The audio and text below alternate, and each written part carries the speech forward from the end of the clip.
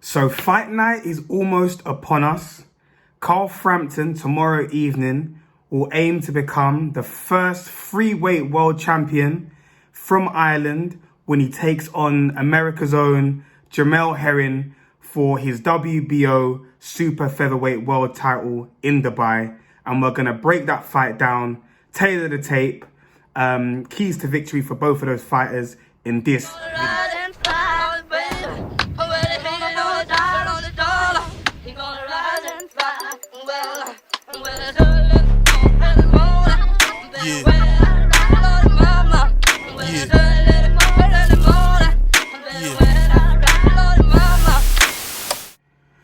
Welcome back to the channel. Of course, it's your boy Budge and you're tuned into Talk to Budge.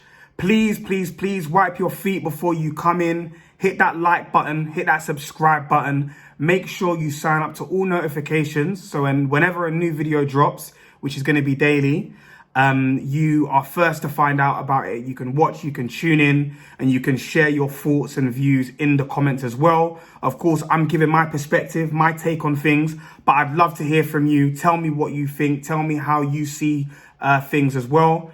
And let's keep the conversation going, man. I really appreciate your support. I need it because, of course, we're building this channel from the ground up. So help me to do that, man. Anyway, into the topic of the video. It's, of course, Jamel Herring versus Carl Frampton for the WBO super featherweight title. It's happening live on Channel 5 in the UK. And they're going to be fighting out in Dubai, right? It's a fight that's been on the cards for a long time. It's been pushed back. There's been injuries and so on and so forth. Different things that have happened to delay the fight, but it's finally here. And we're going to break it down in terms of, you know, who's the favorite in this fight. What are the keys to victory for both of those fighters? But first, let's look at the tail of the tape.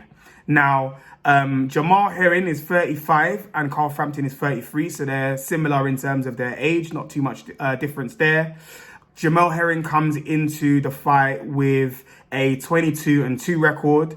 Carl Frampton coming in with a 28-2 record. Again, their records are fairly similar. Jamel Herring has been stopped once before, and that was against Denis Shafikov, who you might remember fought and lost against Robert Easter Jr. The only other loss on Jamel Herring's resume is against Ladarius Miller. Carl Frampton has lost twice.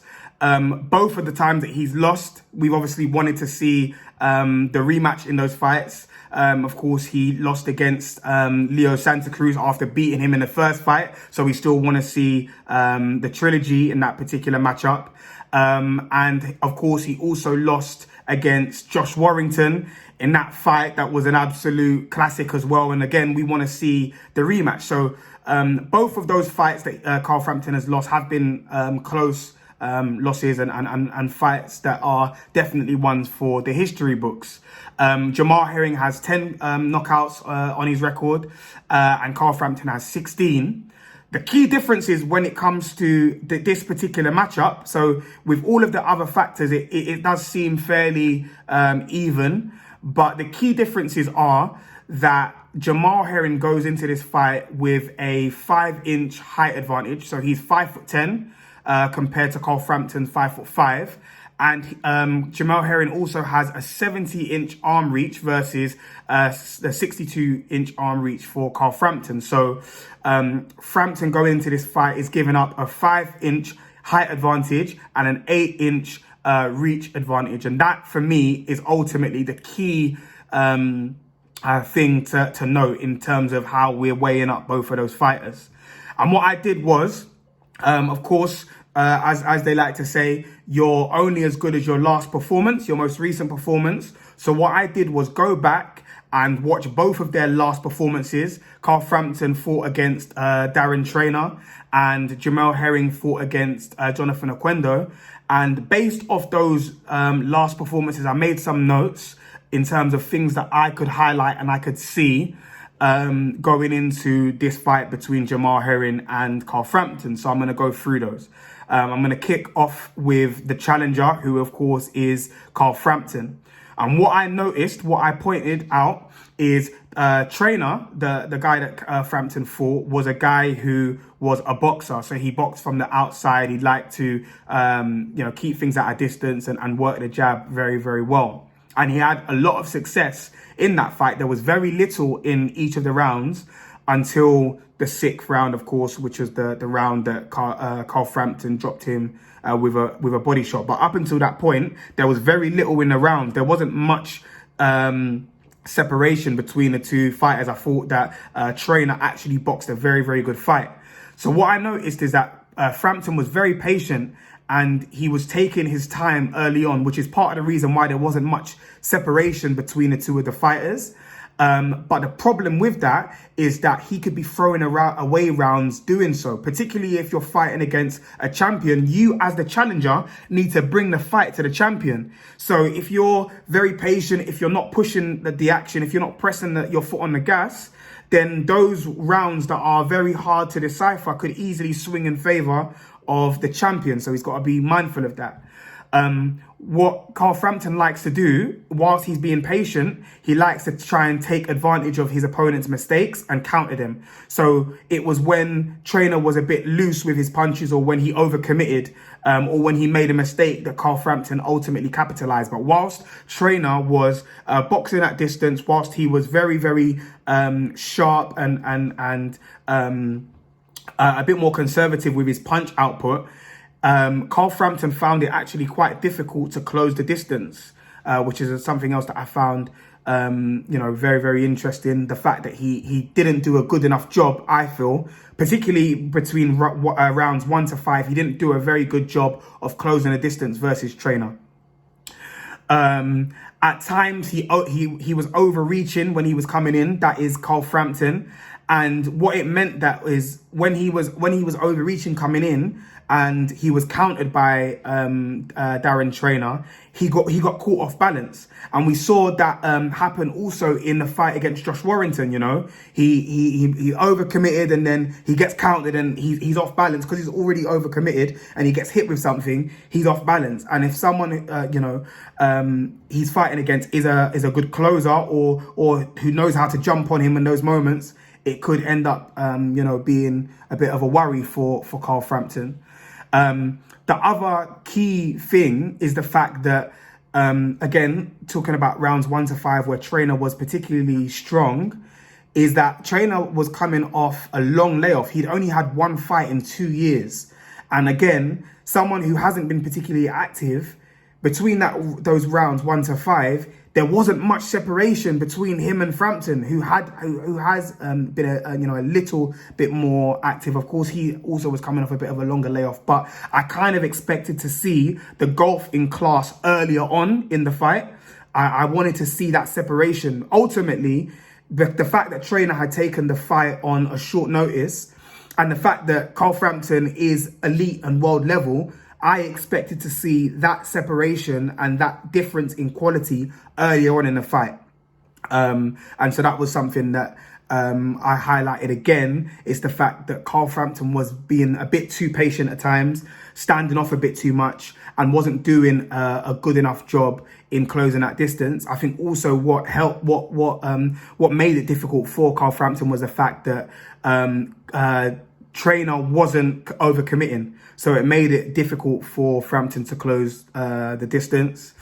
And Frampton didn't invest to the body until the 6th round, when he started coming forward, when he started sitting down on his punches, where he started, really, really digging in to Trainer. And that is ultimately when he dropped, the first time he dropped Trainer in that fight. So could he have gotten Trainer out of there earlier on in that fight if he just had sat down on these punches sooner, if he had committed to the body sooner, if he hadn't been so cautious and he just pressed the action a bit sooner, could he have gotten him out there sooner, right? And ultimately, the 6th round is the round that he dropped him with that punch to the body, and then in the 7th round he stopped him again with left hook to the body, right? So that's what I saw on the part of Carl Frampton. Now, in the fight of Jamel Herring versus Jonathan Oquendo, Of course, Jonathan Oquendo was a different style of boxer to Darren Trainer. Jonathan Oquendo is a pressure fighter. He's a come forward fighter. He's an action fighter. He wants to press the action. He wants to put you under pressure, and he wants to just keep throwing punches in bunches, right? What I saw in that fight from Jamel Herring is that he was timing Oquendo quite a bit. So what he did that was quite intelligent is that because Oquendo kept on coming forward and was pressing the action, what Jamel Herring would do often is that he would just take a step back and time Oquendo coming in. And in the third round, Jamel Herring dropped Oquendo with an uppercut simply by doing that. Oquendo was coming forward. Jamel Herring took that step back and whipped round the uppercut, and he dropped him.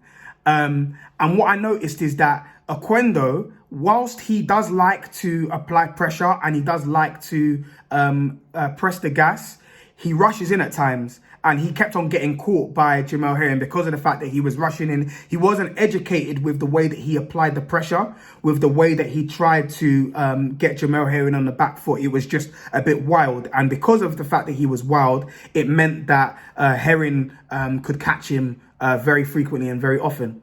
I noticed that Jamel Herring doesn't throw too many combination punches. Mainly ones and twos. It's the one shot or 1-2 and so on and so forth, but not many 3s and 4s and that kind of thing, right? He doesn't commit to more volume punching. And what I noticed is that he used the same punches over and over again. And on one hand, you could argue that he did that because of the fact that he was getting success with those punches.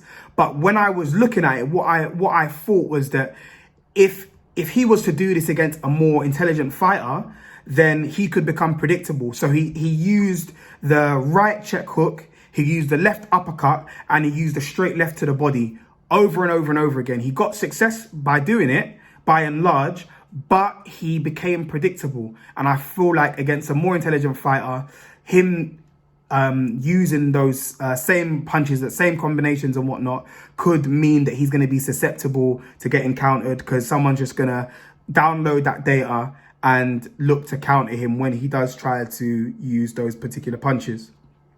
Ultimately, Herring won by disqualification in round 8 because of the intentional headbutts from Oquendo. And, you know, I mean, for me, watching that fight, I do feel like it was a bit of a cop-out for Herring. Of course, at the end of the day, he just gets to retain his WBO title. But I kind of felt like, I mean, he could see, he was injured by the intentional headbutts, but he could see. And so I do feel like it was a bit of a cop-out. But, I mean, he lives to fight another day. And, of course, after winning that fight, he now has the fight with Frampton, which is a big fight for him and certainly a big name on his resume. So, kudos to him. But one other thing that I noticed that I didn't particularly like was the fact that he, again, was the taller fighter with the greater reach versus Jonathan Oquendo, and he didn't establish his jab.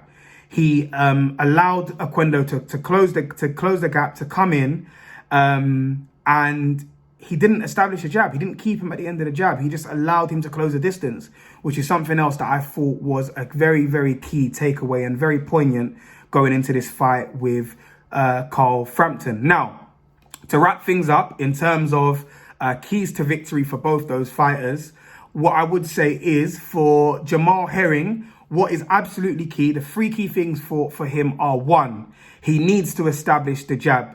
He needs to keep Carl Frampton at bay because he is the taller fighter. He has, like I already mentioned earlier on in the video, a 5-inch height advantage and an 8-inch reach advantage. Use those. If you've got those advantages, make the best use of them, right? So establish your jab, keep him at bay. At the end of the day, he has to come forward because he is a challenger. So just box him at distance. Make it an easy fight for yourself. First thing. Secondly, don't overcommit in exchanges. We know that Carl Frampton is a boxer who likes to capitalize on the opponent's mistakes. So don't give him the opportunity to do that. Don't overcommit. at the end of the day, he naturally is someone who likes to be patient and take his time and whatnot. So don't overcommit. He found difficulty, against Darren Trainer because he didn't overcommit. Darren Trainer fought a very intelligent fight. He boxed him from the outside, and it made it very difficult for Carl Frampton to get close to him. So you do the same. Don't overcommit in exchanges. Don't try not to make too many mistakes. Box at distance, and it's going to be very difficult for Carl Frampton. The third thing is vary your punches. From an IQ perspective, Carl Frampton is a much more intelligent boxer than Jonathan Oquendo was and is. So, if you continue to get success from certain punches, by all means, continue to throw those punches, but vary it a little bit. Don't become predictable, because if you do, then Carl Frampton is going to ultimately suss you out. He's going to work out what he needs to do, how he needs to counter you. And that's going to be all she wrote. So those are the three key things that Jamel Herring needs to do to win this fight. On the flip side, Carl Frampton, the three things that he needs to do is, one, he needs to use angles to close the distance.